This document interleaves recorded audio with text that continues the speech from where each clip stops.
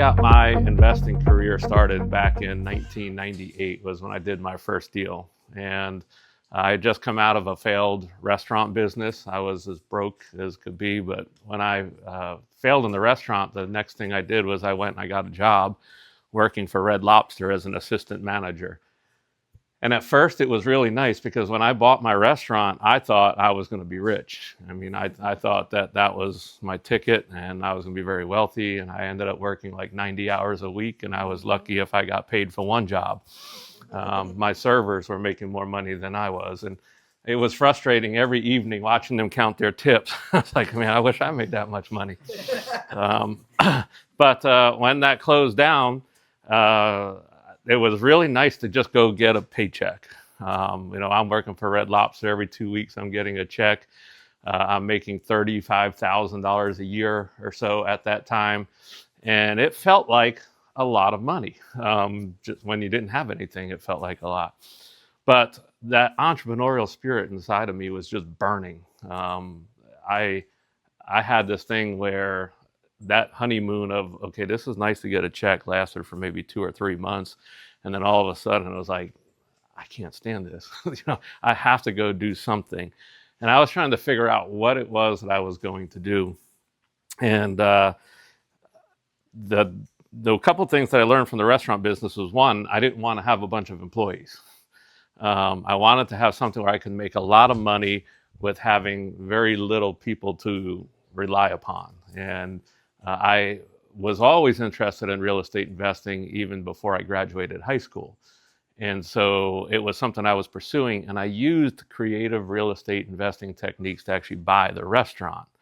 And so I had got financing from all different things, and owner financing, and got investors, and some of the vendors actually gave me money to help get things up and running, and as long as I would agree to do my business with them and things like that. So it was very creative, and I just did the wrong thing. I bought a business that wasn't too good instead of buying real estate. And so I learned my lesson, but I went back and started researching real estate investing again and trying to figure out, like I always heard these things that, you could do real estate investing if your credit was bad. You could do it if you didn't have any money. You could do it if you didn't have any experience. You could do it if you didn't have a job. And I was qualified. I had all of those things. And so when I, was digging in deeper and saw, started learning about this thing, of assigning contracts and wholesaling, I realized that was my ticket. And for about the next 8 months, I tried and I tried and I tried to find a deal. And I was also realistic enough to look around and say, there's plenty of people here doing it. If they can, I can also. And so I'm very grateful that I persevered and I kept on going, because it took about 8 months for me to find my first deal. And when I found that first deal, a light bulb just went off and it just clicked. And all of a sudden I understood it. But I'm going to tell you a little bit about that first deal real quickly. Back then we didn't have the internet, Zillow. Internet was just in its infancy, but Zillow didn't exist. Nothing like that existed. It was one real estate investing forum that I was going and asking questions on and trying to learn from. But we were still using newspapers and classified ads. And so I would open up the newspaper every day and look to see for houses that were for sale, and would go to real estate agents and ask them for listings, and they would literally print everything out, and I would get stacks of paper like this with a bunch of listings. And that was the way that things were when I was getting started. So one day I saw an ad in the paper for a house that was advertised for $70,000. And I got pretty excited because everything I had looked at around the area that I was living in was on the low end was like 110 to 120. And so I was thinking, okay, I think I found one here. And I went to go look at the house. And the only way that I knew to check comps or get values at that time was I would drive around the neighborhood and look for something else for sale, and then call them up and say, hey, how much are you asking for it? And that was the way that I would get my numbers. And so I go out to look at this house. Again, I'm excited, $70,000. A few doors down, there's one for sale.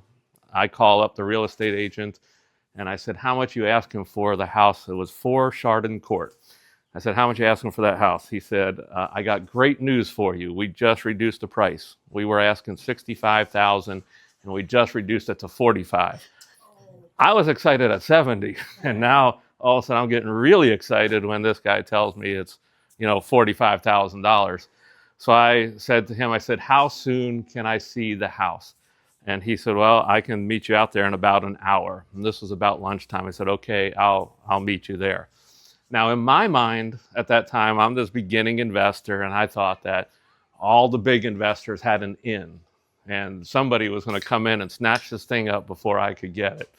And so I decided, I ran to McDonald's real quick, got my lunch, and I parked in front of that house. And my intent with that was if anybody came to look at it, I was going to tell them it was sold, and so that they couldn't see it. Because I literally thought somebody would come on in and take it away from me.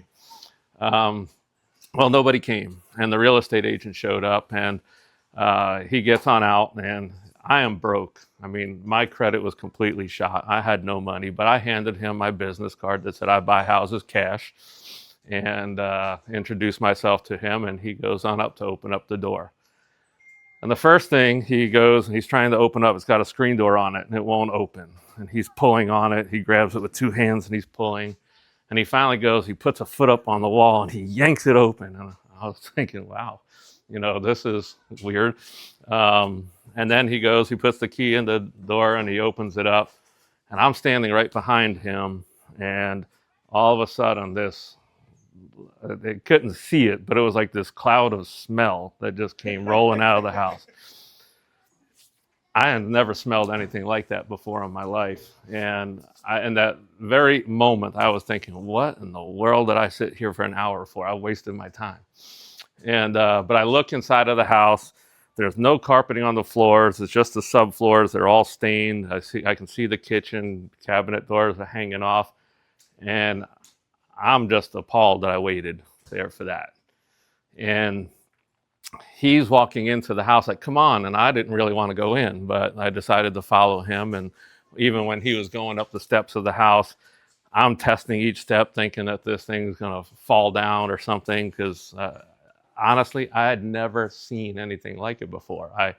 I'd never been in a fixer-upper.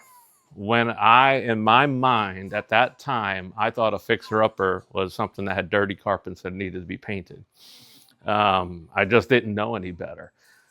And so I was ready to walk away from this thing. But the one cool thing was I had an accountability partner. We would get together on a weekly basis.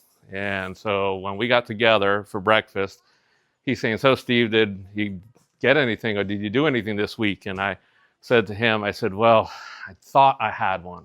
I thought I was going to get one, but didn't come together. And he said, well, tell me about it. So I told him about it. And he said, you're going to make an offer on it?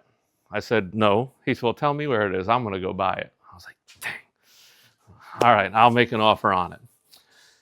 And so I decided I'm going to make an offer. And I'll tell you, this was in the headspace that I was in. I'm trying to figure out what my offer should be. And, paralysis of analysis. I mean, we'll all do those kinds of things. But I was throwing all of that out. I was going to make an offer.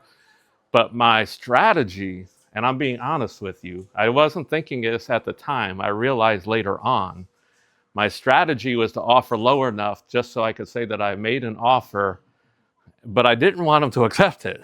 I really didn't want to buy it. So in my mind at that time, I thought if you offered 20% below list price, there's no way that anybody will take that. So my offer was $36,000. And then the real estate agent calls me back a few days later, and he says, Steve, I got great news for you. And my heart sank. I was like, oh no, what did I just do? And he said, they won't take $36,000, but they'll take $38,000. And I was like, thank you, Lord. I don't have to buy this house. And I said, well, I'll think about it and I'll get back to you. When I get together with my friend again for breakfast, he said, so did you make an offer on that house? I said, yeah, I made an offer. I was proud. I made one. And he said, well, what did they say? And what did you offer? And I said, well, I offered $36,000. He said, and I said, well, they said they won't take 36, but they'll take 38. And he said, you going to buy it? I said, no. He said, well, tell me where it is. I'm going to go get it. I was like, dang. So I called the agent up. I said, all right, I'll take the house. Well, that got me over the hump, because immediately I went and I called up another investor. I told him about the deal. I had it on the contract for 38,000. And he said, Steve, I'll give you 40 for it right now. I'll write you a check for $2,000, your assignment fee today. Just sign it over to me. Now, $2,000 was a lot of money to me then, a lot of money. And I wanted to take it. And I told my friend who I get together with for breakfast, hey, I got a guy who's going to write me a check for $2,000. And he said, no, no, no, don't do that. You're leaving too much money on the table. He said, I'll put the money up for the deal. And we'll go ahead and we'll make a lot more money, and you and I, we can split it. So I said to him, all right, I'll do that. He talked me into it. And but the guy who wanted me to assign that house to him, I had talked to him once before, and he just completely blew me off. But now that I actually had something on the contract, he said, come on out, let me show you what I'm doing. And so he took me around and he showed me his projects that he had going on. And he was a pretty big rehabber. And he said, if you find projects for me, you don't have to put them under contract or anything. I'll pay you $1,000 for each one that you find for me. But as I shared with you, a light bulb went off. I now understood it. I found 7 houses in the next 6 weeks for him. And he wrote me a check for $1,000 on every one of them. That was more money than I'd ever made in my entire life up until that point. But the thing I want to understand there was, like, when all of a sudden, when it clicked, 7 houses in the next 6 weeks, it took me 8 months to find that first one. I realized deals are everywhere. And so while I'm doing that stuff with him, my friend who was supposed to fund the other deal did not come through. And I'm now a couple of days away from having to settle on this property. And so while I was riding around with this other guy, I would see him. We had the flip phones and things like that. And I would see him dialing the phone numbers to his private lenders. And I would memorize the phone numbers as he was dialing. And so here I am. I'm a day away from having to settle on a property. And I call up this lender and I said, hey, you don't know who I am, but I understand that you lend money on real estate deals. And he said, yes, I do. And he said, well, tell me, how much experience do you have? I said, none. And he said, so how many deals have you done? I said, this will be my first one. He said, what do you do for a living? I said, this. He said, how's your credit? I said, it's not good. He said, how much money do you have? I said, none. And he said, and I heard him typing in the background while he was talking to me. And he said, who's doing the settlement? So I told him who the title company was. And then he said, I'll get back to you in 10 minutes. So he called me back in 10 minutes and he said, I don't know why I'm doing this, but I'll have a check at the title company tomorrow. And I thought, all right, great. So now, this guy, he lends me money, so I could buy my first house. And this is what I learned from all this experience. Number one, when you have a good deal, the money shows up. The money will be there. It'll be there every time. I had one guy who wanted to buy it from me. I had a guy who said he'd partner with me, but he didn't come through. But I had a guy who had no clue of who I was put the money up.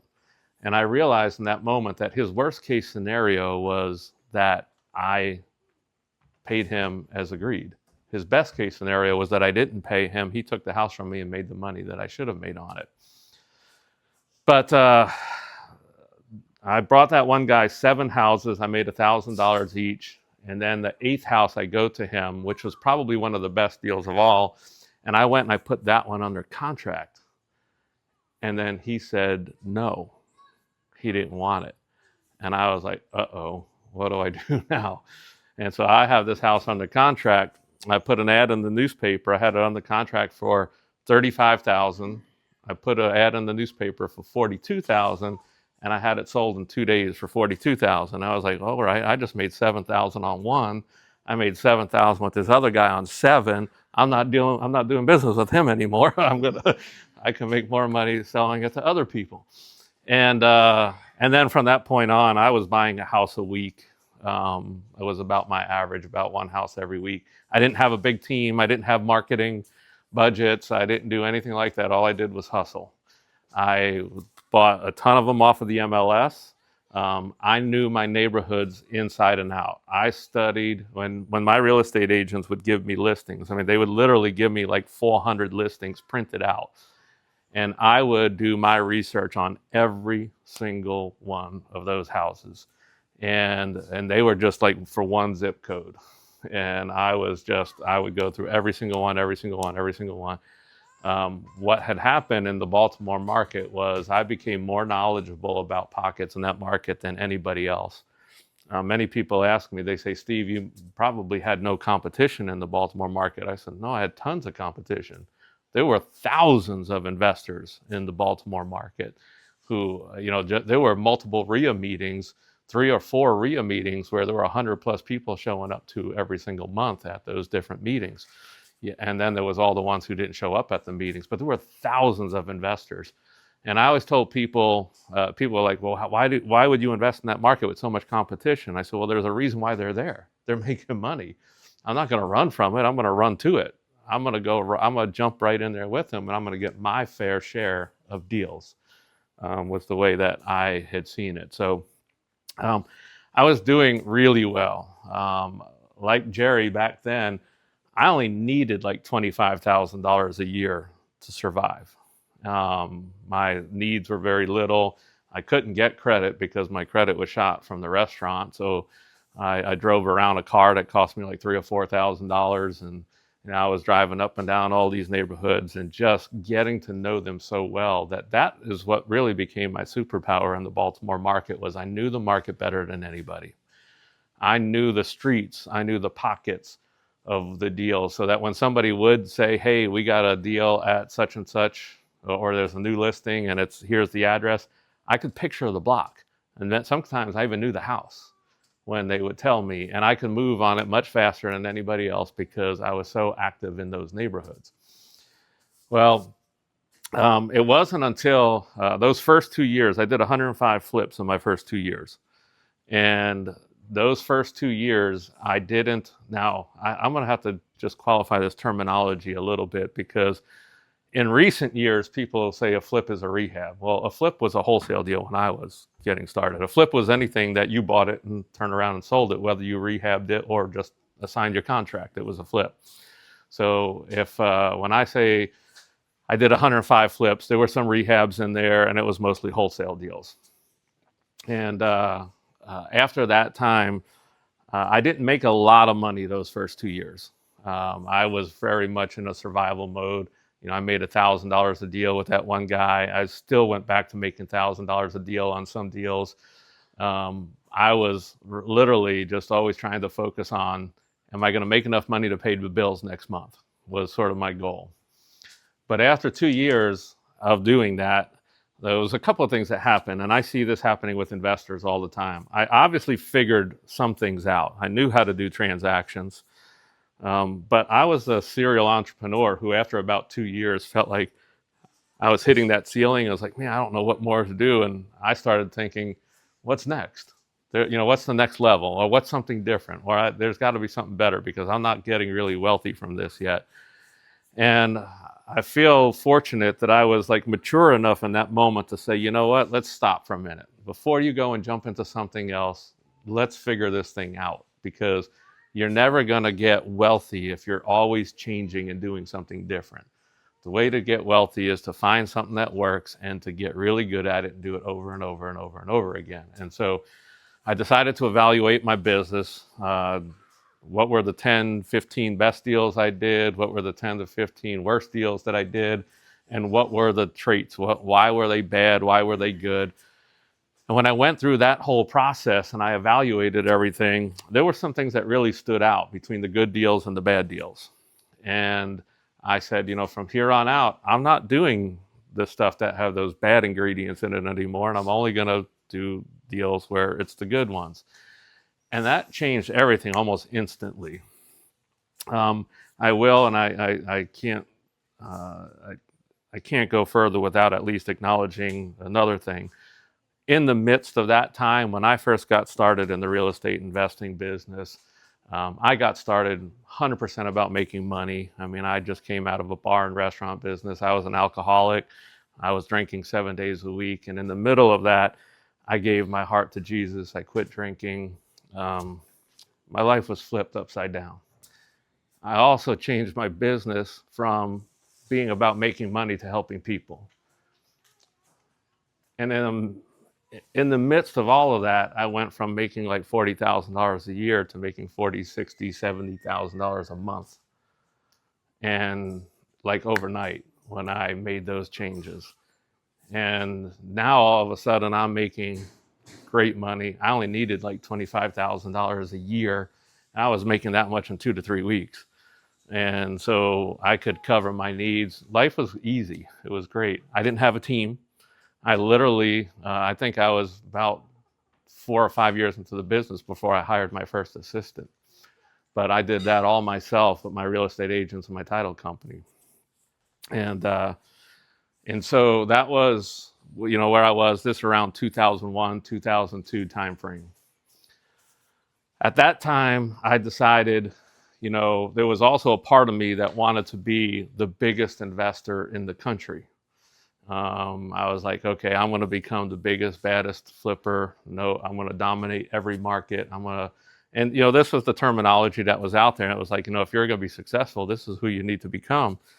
And so I had that mentality, and I went around the country talking to other investors, hey, this is what I would like to do. But there was one guy, I had a conversation with him, and he's still out there today. And he was an old timer when I was getting started. This was 28 years ago, 27 years ago. Pete Fortunato. Anybody know that name? So if you look him up, Pete is still, he's probably been a real estate investor for 60 to 70 years. Pete likes to do the most complicated deals you can possibly do. He doesn't like something simple and easy. I think he has fun just trying to figure out how to make it more complicated and creative. But, and he did tell me the first time that I heard him speak, which is probably in 1999, that he never wanted to pay taxes. And he said his retirement plan was 3 hots and a cot because he wasn't going to pay taxes. But I didn't agree with that part of his plan, but I think he pays his taxes so he doesn't have to spend his time in an orange jumpsuit. But I told him my plan, and he said, Steve, let me tell you a quick story. He said, I got 3 dear friends of mine, and his 3 friends were pretty well known in the real estate investing world as well. And he said, one of them owns 10 houses free and clear, one of them owns 17 houses free and clear, and the other one owns 1,100 leveraged rentals. And he said they all had never been traveling around the world, and they were together with their wives one time, and they said, hey, I'd love to go to Europe. Why don't we go on a trip to Europe?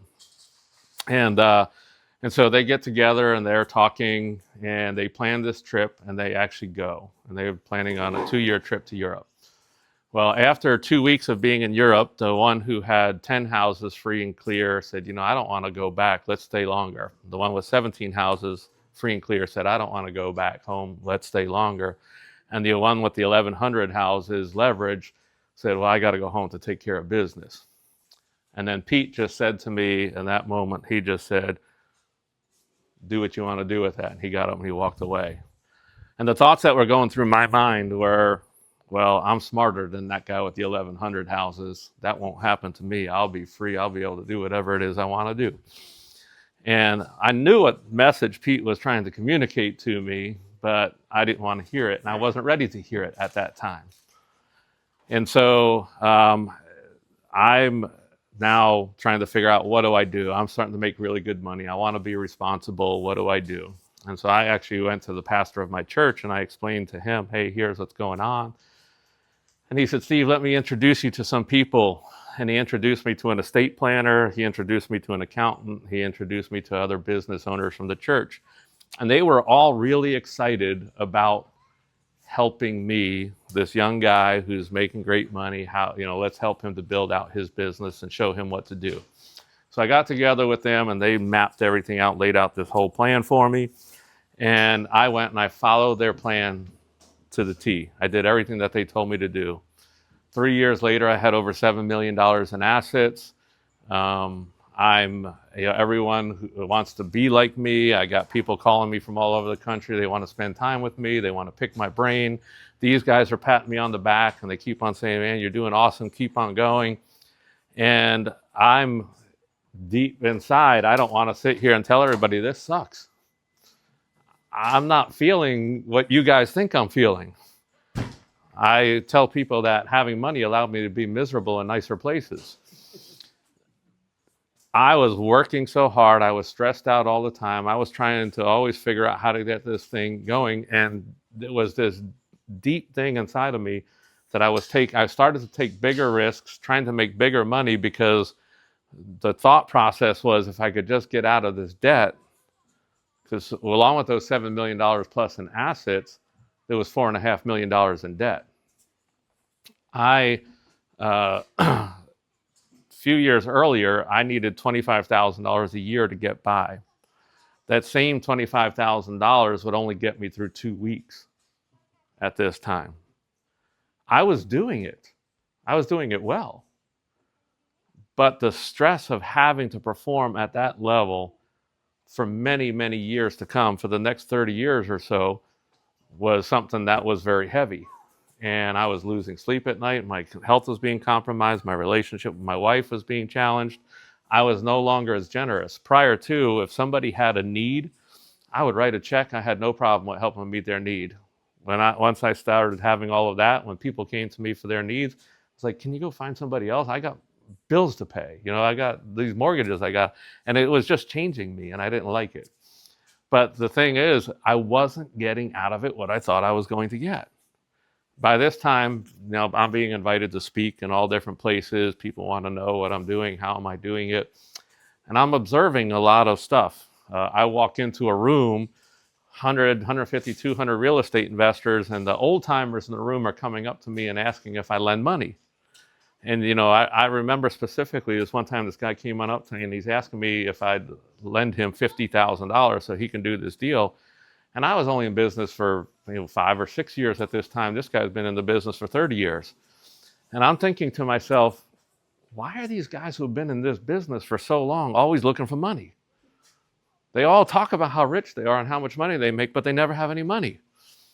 Why are they coming to me? And so there's these, I'm sort of seeing some of these disconnects, okay, it seems like some people are making money, but they don't have money. They're claiming to make money, but they don't have money. And I realized that, and especially in the flipping world, there were a lot of people who made a lot of money, but they weren't wealthy. It's a difference between making a lot of money and having wealth. There's a difference between making a lot of money and having freedom. I've coached people who came to me who they were making $500,000 a year. They started living a $500,000 a year lifestyle. All of a sudden, they're down to making $350,000 a year, and everything's falling apart, and they come to me looking for help. I'm like, well, this shouldn't be too hard. Just cut back on your lifestyle. I mean, $350,000 a year is a really good income, and you should be able to make ends meet and live a pretty good life with that. But in the midst of all that, now I'm really wrestling myself, because I'm working and working and working. I'm taking bigger risks. I'm trying to do bigger deals. And in my mind is, if I could just make more money, I could get rid of all the debt.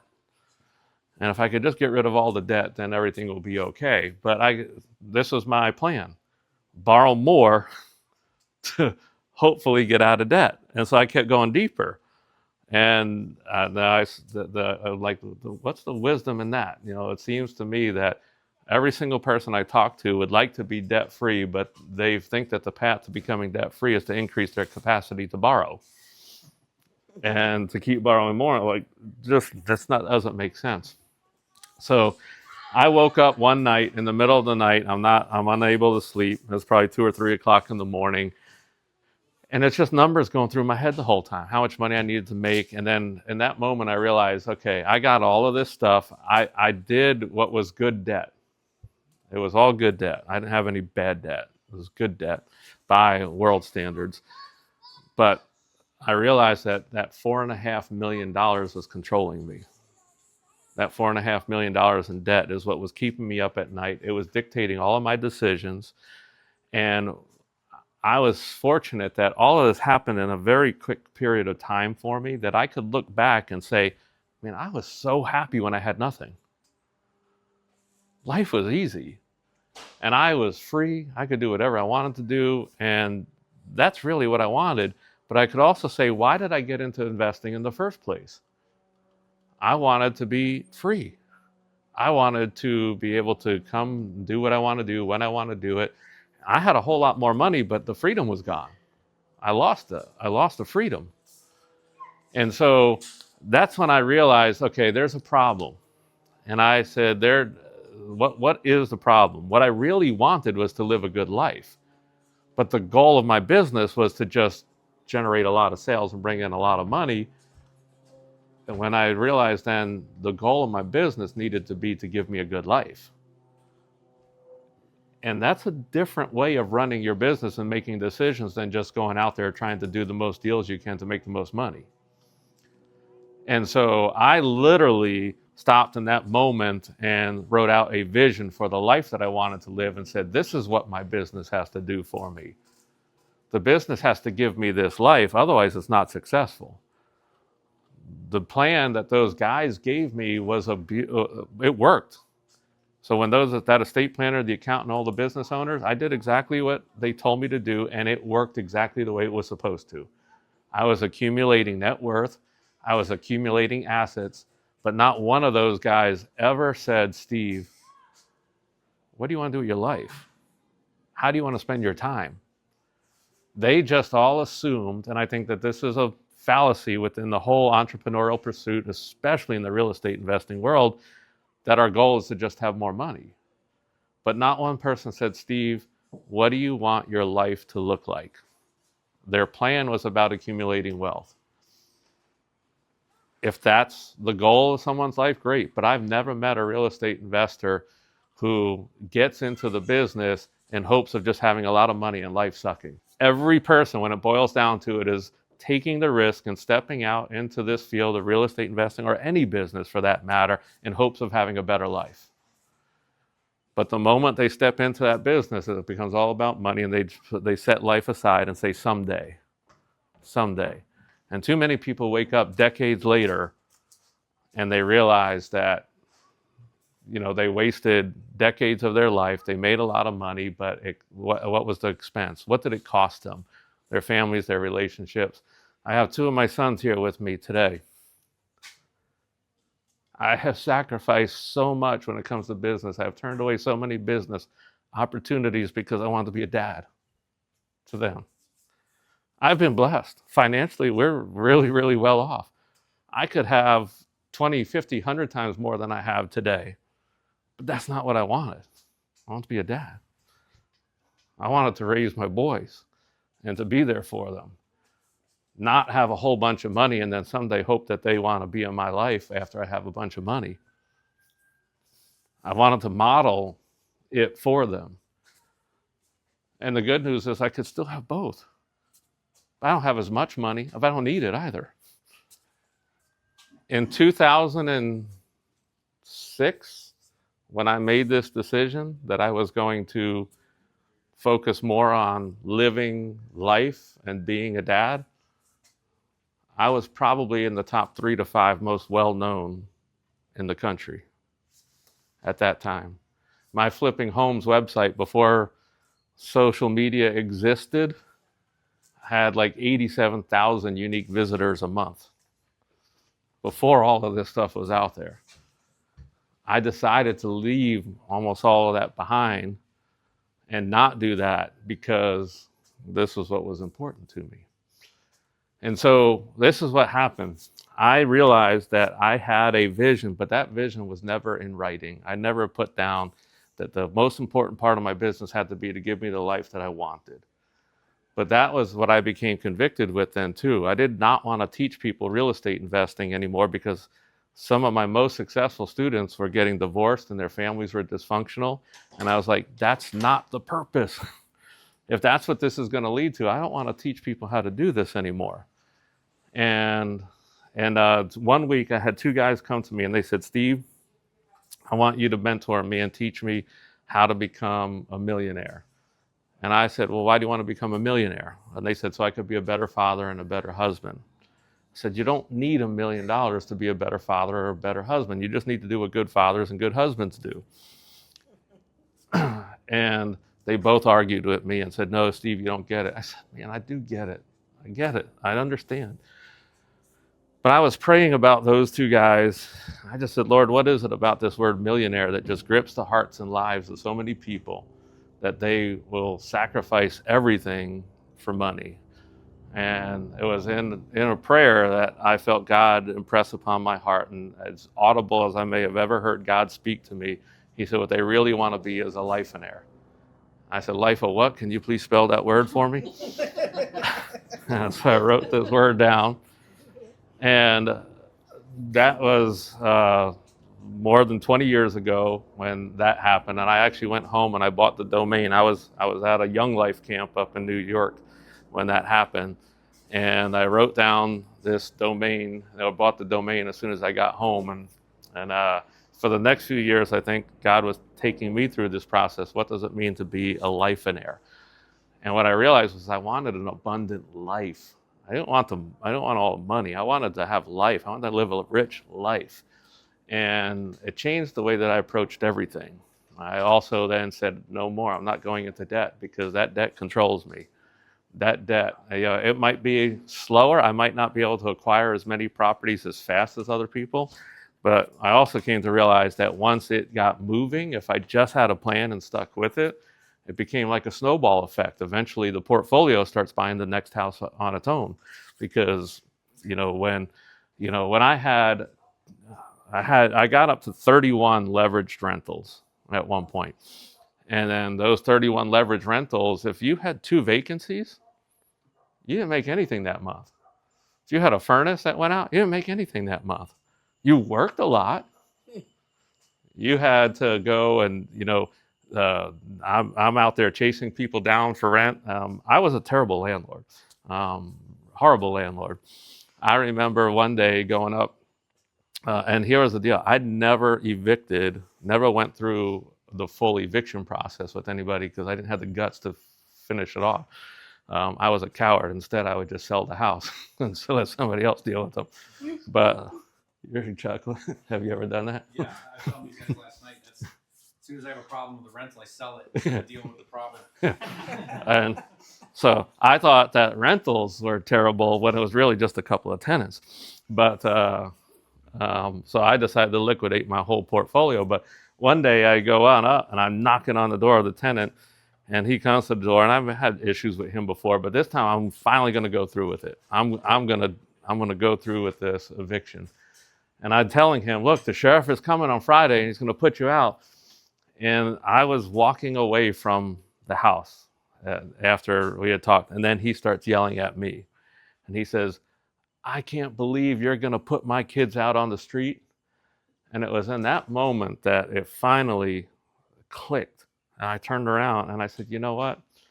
I'm the one who's keeping the roof over your kids' heads. You're not doing it. You're not paying for them to be here. I'm paying for them to be here. And that just hit me where it's like this sense of guilt and everything. But I still sold it. But, no, I let the auctioneer I actually called up an auctioneer and said, get rid of this thing. And I said, in fact, get rid of the whole portfolio.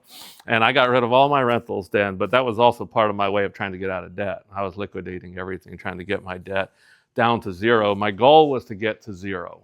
I didn't care how much money I had. I didn't care what my net worth was going to be. I wanted to get back to zero because I saw it as buying my life back. And I knew I had the skill sets. I knew I had the knowledge to be able to do it the right way. And so it literally took me almost 40 years to get out of that $4.5 million in debt. And that was in the midst of the crash in 2008. And but I was able to weather that storm, get out. I was able to get down to zero and then rebuild everything again from just starting from zero. Now, I don't say rebuild everything. I don't want anybody to think that I wasn't a victim of the crash. Fortunately, I had started this debt pay down and everything before that time. I think if I would have been on the track that I was originally on, just like so many others, I would have been a victim. I probably would have lost everything. Most of my peers went through foreclosures and bankruptcies because they were carrying too much debt into that. So we were very fortunate. But where I'll go next? Does anybody have any questions? Anything stirring inside?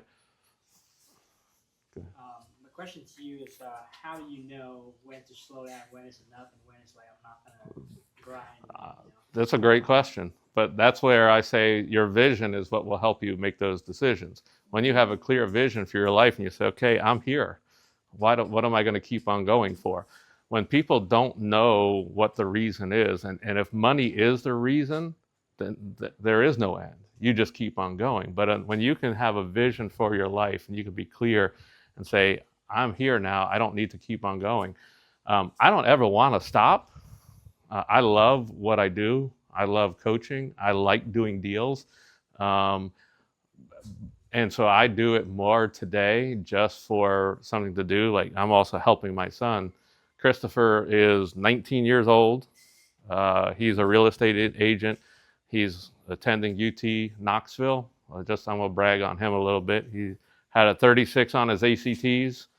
The day that he graduated high school, the next day he started everything to get his real estate agent's license. Within 3 weeks, he had his license hanging at a brokerage. He had already been through the whole process. He's getting his contractor's license. But he is, after this semester, he's only a year and a half in, but he'll be a senior in college. And so, but he wants to do things with real estate. I'm loving helping him. I'm loving doing things to help him and teach him and to mentor him and to helpfully take the things that I learned over the last 27 years or so and help him to do it better than I did. I don't know. There's nothing wrong with the path that I went down. It was transactional real estate is a lot harder, but it's necessary for many of us to do transactions and to generate the cash that we need to live today. But if I could go back and start over, I would have started putting together a portfolio a long time ago. I would have started much earlier, and I would encourage him to start much earlier. By the time I liquidated my portfolio and started building again, it was only 10 years ago when I started building my portfolio again. I wish I would have started that much earlier in the process because it's that portfolio that will set you free. So when I coach people today, the first thing I do is help them to get a vision for their life. And then that's how you make the decisions, business decisions. What is going to get me the life that I'm looking for? Not, when people come to me and they say, well, if I do this and I got to pay this taxes, I said, so you're going to let the IRS write the vision for your life. IRS is going to dictate how you do things. IRS is going to dictate how long you work and how many deals you do or not do, or if you're going to sell that property this year. I said, your vision for your life is what should do it. I'm gonna share a quick story just to put some of this into perspective. I think you're already getting the point, but I want of how I operate my philosophy. But when I would speak, I would tell a story about what a mortgage really says. And so when you want to buy a house and you don't have the cash, you basically will go to a lender or a mortgage broker, and you'll say, Mr. Lender, I found a house that I would like to buy. However, I can't afford it, and I was wondering if you would put up the money for me. And the lender says, here, go ahead, fill out all of this paperwork, and we'll check you out. And so after you fill out all the paperwork, and if things look good, the lender basically says, hey, you know what? You look like you'll be a pretty good servant. We'll go ahead, we'll put the money up so that you can purchase that home. When you show up at the settlement table and you're actually signing the documents, what the documents say is this: if you will serve the lender faithfully for the next 30 years, they will allow you to peaceably enjoy that home. But you have to faithfully serve them with 25 to 40% of your working hours. If at any point over the course of the next 30 years you fail to faithfully serve them, then they can throw you out and sell it to somebody else. After 30 years of faithful service, the house is yours. And anybody understand the 25 to 40% of your working hours is your debt to income ratio? So the moment you sign that mortgage, you promise 25 to 40% of your work for the next 30 years of your life to the lender.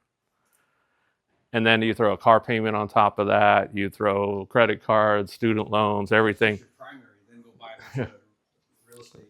Exactly. You wake up one day and you wonder, where did life go?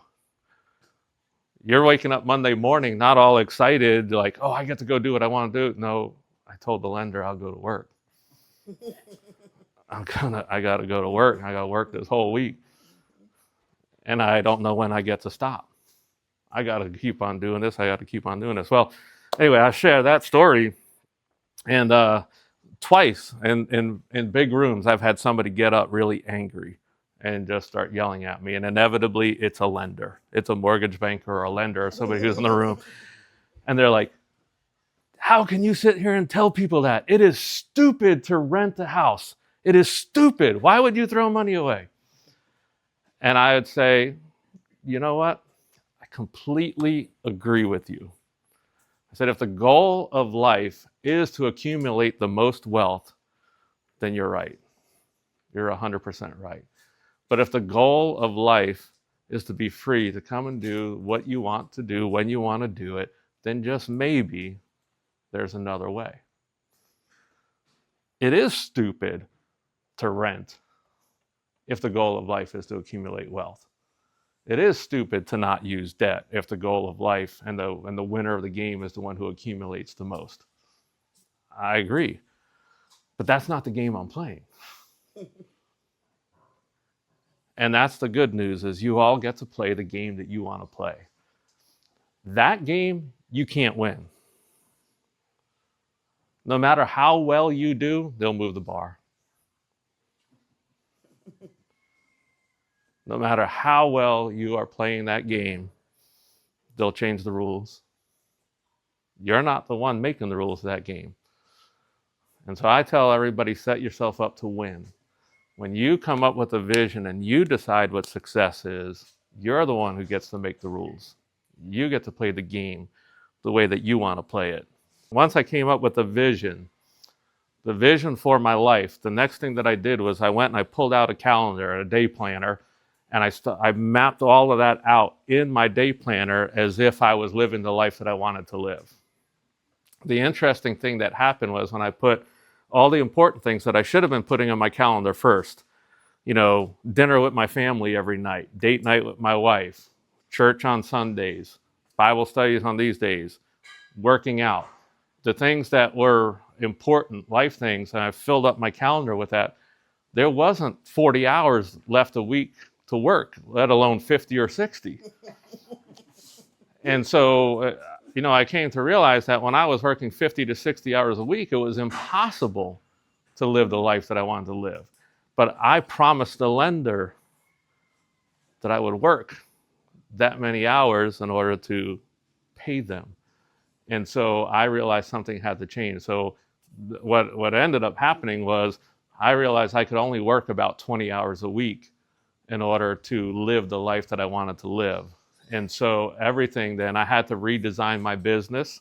I'm not saying that all of a sudden just like that it happened, but I had to redesign my business and structure the hours that I would work so that it allowed me to be the person who I wanted to be. So just as a quick example, for me, my working hours are like 10 to 2 or 10 to 3, I'll stretch Monday through Friday is all I'll work. The reason why is I want to guard my mornings. My quiet time in the mornings, my time with my Bible, journaling is really important to me. I know that if I'm going to start work at 8 a.m., I'm going to compromise that. So I don't have any appointments before 10.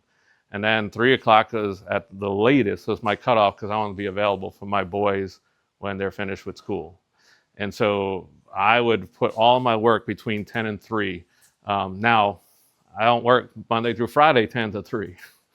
Most of my work is on Tuesday and Wednesday.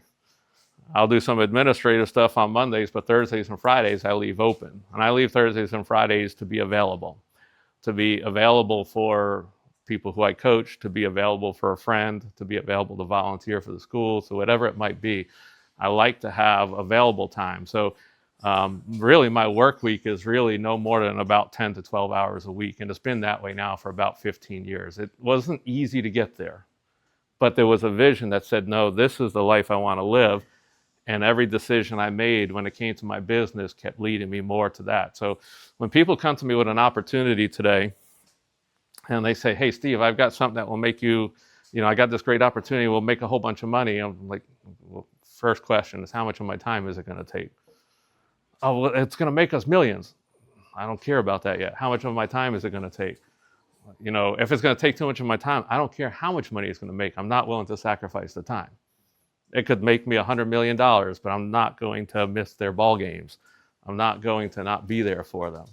And so I will say no to those opportunities. And it was scary in the beginning because I had that mindset like, oh, I can't tell a seller I can't meet them at 5 o'clock because I'm going to be at my dinner table. But I never lost a deal for doing that. So, but that was the fear. Like, oh, if I tell them that I can't meet them, I'm going to lose it out to somebody else. I would just say, no, I'm booked tonight. Can I meet you tomorrow at noon or lunchtime or something? But I would always just do that. And then if I would ever lose something, my philosophy was just like, I wasn't meant to have it. God will provide everything I need for me in the context of this business that I designed. So we start out with a life vision, and that's Lifeonaire. Lifeonaire puts life first, and then you build a business to serve that life. Most people build a business and try to fit life into what's left. We build a life and fit business into what's left. Does that make sense? Most people think that they need a ton of money, and really, when you're living life, it doesn't cost as much as what people think. So a number of things that we applied that really helped out with it. So I'm trying to figure out where to start. Most of the things that we really want out of life don't cost anything. It's mostly relationships and time with people. It doesn't cost a lot of money for that. When we think that we have to have a lot of money in order to experience relationship, we're making a mistake. The world will tell us that. And the world will say, you need to have this nice shiny car, or you need to have this, or but as an example, there's a guy who I was coaching, and when he came to me, he had all of this stuff that in his vision. He wanted to donate $10 million to a hospital so he could have a wing named after him. He wanted to have a 42-foot Sea Ray boat. He wanted to have all these different things. And I focused just on the boat.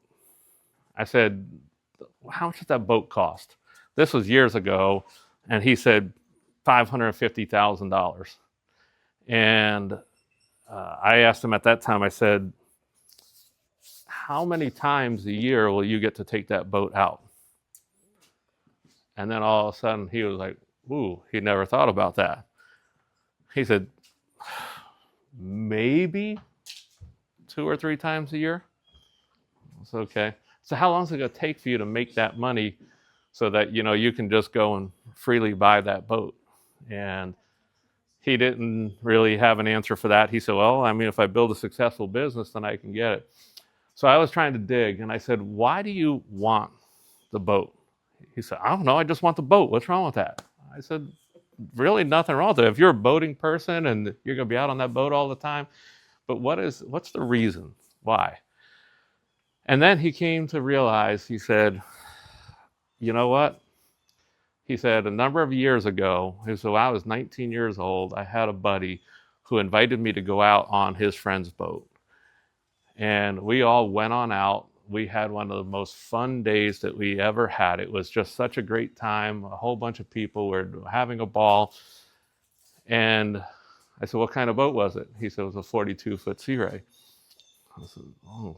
So it wasn't the boat, it was the fun time that you had. And he came to realize that in that very moment, he realized it wasn't the boat that he wanted. He wanted to just experience fun and relationships with his friends. And I said, so you're not doing that because you think you have to have a $550,000 boat in order to experience that. Could you rent a boat this weekend? He said, yeah. I said, what's the biggest boat that you could rent this weekend? What would it cost? He was like, oh, I'd probably get it for the whole weekend for about $1,500.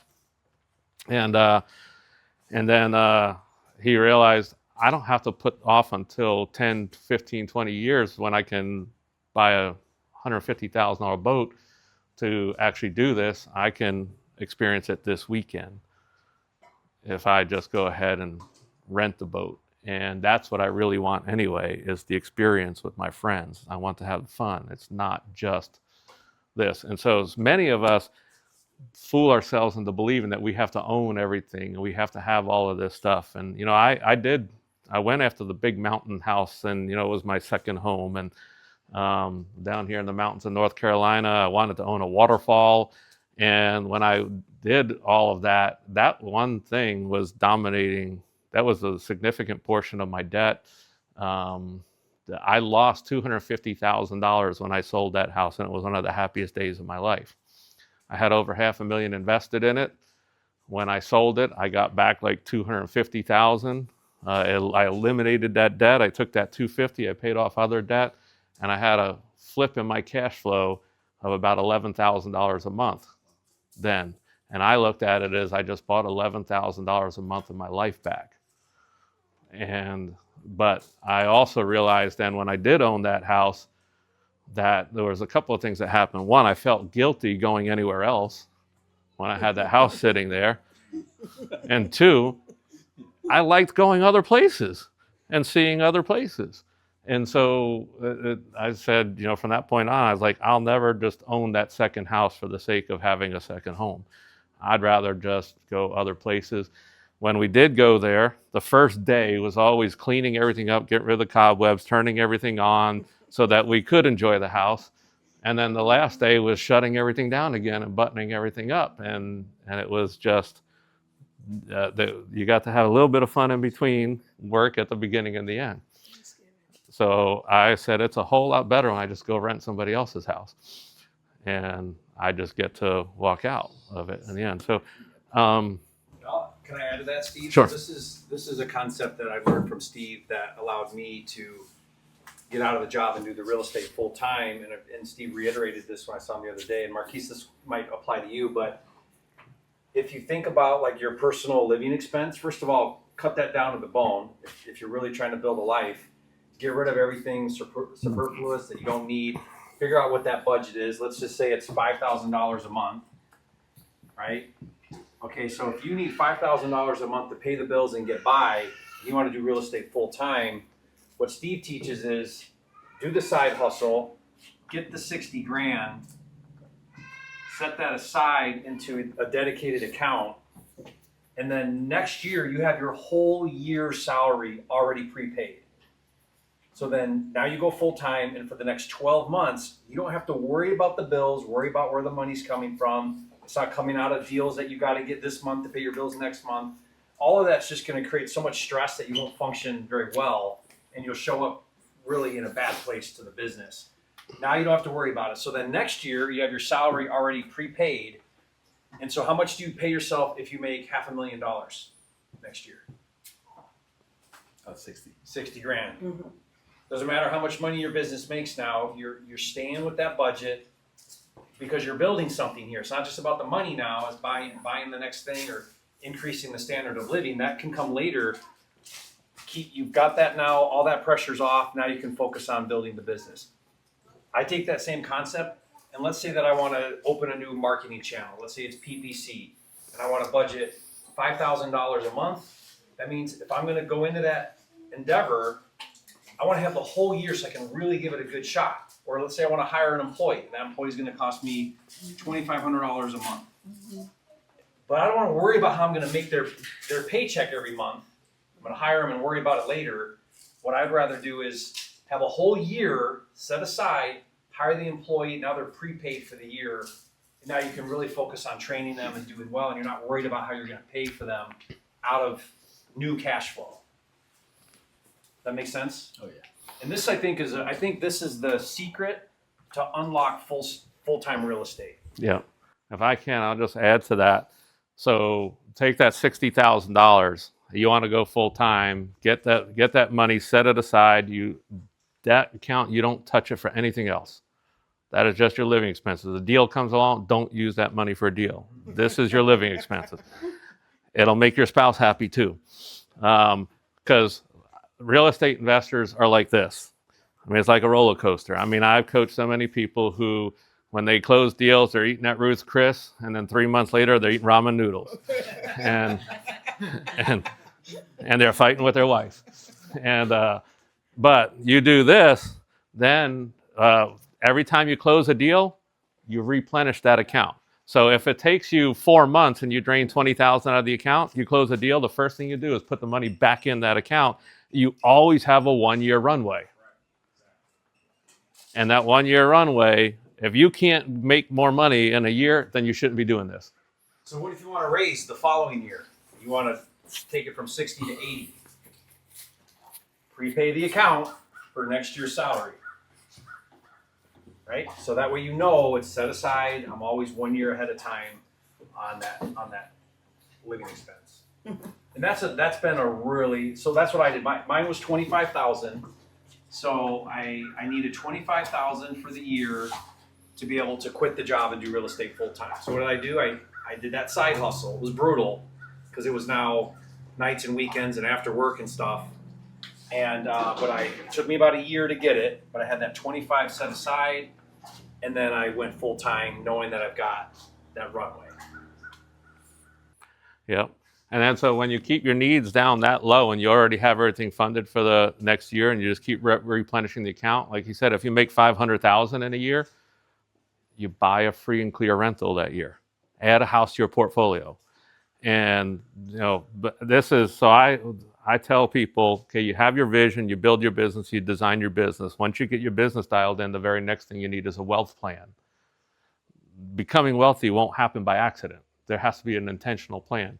You can put money away with a financial planner. You can stick with real estate and just keep putting into real estate. My goal was one free and clear house every year.